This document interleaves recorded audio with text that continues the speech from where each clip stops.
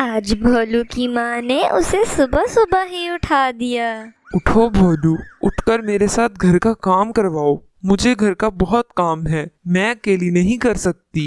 क्या माँ, आज सुबह सुबह ही उठा दिया मुझे। कुछ देर और सोने देती। नहीं, बहुत सो लिया तुमने। चलो उठकर मेरे साथ काम करवाओ। ठीक है माँ।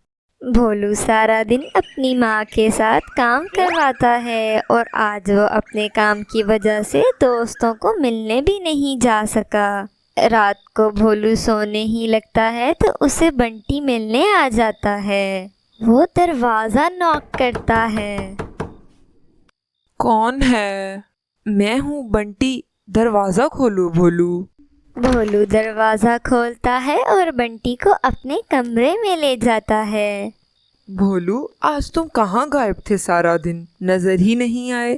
मुझे तुम्हें एक बहुत ही खास चीज दिखानी थी।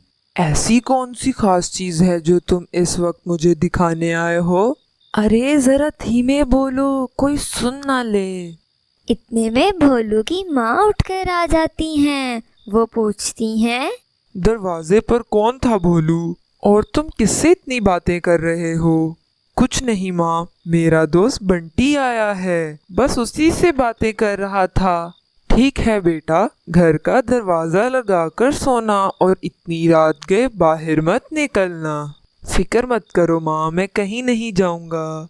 फिर भोलू की माँ जाकर अपने कमरे में सो जाती हैं। लेकिन भोलू, जो चीज मैं तुम्हें दिखाना चाहता हूँ उसके लिए हमें घर से बाहर जाना होगा। तुमने सुना ना माँ क्या कह रही थी? मैं घर से बाहर नहीं जाऊंगा। थोड़ी देर की तो बात है, हम जल्दी वापस आ जाएंगे। लेकिन अगर माँ ने देख लिया तो? मौसी तो सो रही हैं, जब तक उन्हें बताएंगे नहीं उन्हें कैसे पता चलेगा? इस तरह भोलू मान जाता है और दोनों दोस्त जंगल की तरफ चल पड़ते हैं। वैसे बंटी, बताओ तो सही, वो क्या चीज है? मुझे बहुत हैरत हो रही है। मैं तुम्हें एक पेड़ दिखाना चाहता हूँ। क्या सिर्फ एक पेड़? पेड़ तो मैंने बहुत देखे हैं। नहीं भोलू, वो कोई आम पेड़ नहीं है, वो एक जादुई पेड़ है। क्या जादुई पेड़? हाँ, वो देखो सामने। इस पेड़ के पार एक अलग जादुई दुनिया है। लेकिन ये कैसे हो सकता है? यकीन नहीं आता तो चलो मेरे साथ। नहीं, अभी नहीं जा सकते। माँ को पता चल गया तो वो बहुत डांटेंगी। ऐसा करते हैं, सुबह सभी दोस्त आ जाएंगे। हाँ, ये ठीक है। चलो सुबह मिलते हैं। अब तुम घर जाओ। भोलू और बंटी दोनों अपने अपने घर चले जाते हैं। भोलू चुपके से अपने घर जाता है और बिस्तर पर सो जाता है। अगली सुबह वो बहुत खुश होता है और अपने दोस्तों को लेकर बंटी के घर चला जाता है। बंटी, दरवाजा खोलो, हम आए हैं। दूसरी तरफ बंटी भी बिल्कुल तैयार होता है। बस आ गया दोस्तों। सभी दोस्त जादुई पेड़ के सच को जानने के लिए निकल पड़ते हैं। इस वीडियो को लाइक और चैनल को सब्सक्राइब कर दें। बंटी, यही है ना वो जादुई पेड़? मुझे तो ये कोई जादुई पेड़ नहीं लगता। अगर जादुई पेड़ सच हुआ तो कहीं हम अंदर फंस ही ना जाएं। मुझे तो अब डर लग रहा है। अरे इसमें कैसी डरने की बात, मैं जाता हूँ अंदर। सभी दोस्त चिंटू को रोकने की कोशिश करते हैं, लेकिन चिंटू किसी की बात सुने बगैर ही जादुई पेड़ के अंदर चला जाता है। सभी दोस्त इंतजार करते हैं कि चिंटू अभी वापस आ जाएगा, लेकिन कुछ देर इंतजार के बाद भी चिंटू वापस नहीं आता। अरे, ये चिंटू कहाँ चला गया? मुझे चिंटू की बहुत चिंता हो रही है। कहीं वो वाकई जादुई दुनिया में फंस तो नहीं गया। जैसे भी हो, अब हमें चिंटू के लिए इस जादुई पेड़ के पार जाना ही होगा। सभी दोस्त जादुई पेड़ के अंदर चले जाते हैं और देखते ही देखते जादुई दुनिया में पहुंच जाते हैं।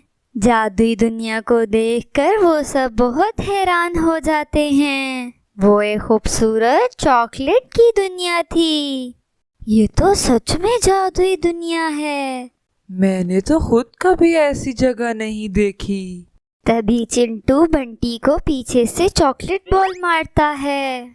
ये मुझे किसने मारी? हा हा हा, ये मैंने मारी तुम्हें। सभी दोस्त चॉकलेट दुनिया की इस जगह को एंजॉय करते हैं। वो लोग पेट भर भर के बहुत सारी चॉकलेट खाते हैं। ये तो बहुत मजेदार है। बंटी, ये वाली चॉकलेट कैंडी खाओ, ये भी बहुत मजेदार है। ये चॉकलेट जूस बहुत मजेदार है। बहुत सारी खेल कूद करने के बाद वो लोग थक जाते हैं। मैं बहुत थक गई हूँ, अब और चॉकलेट नहीं खा सकती। मुझे भी घर से निकले काफी देर हो गई है। हाँ हाँ, चलो सभी दोस्त घर चलते हैं। मैं भी घर के लिए कुछ कैंडीज ले लूं, फिर निकलते हैं।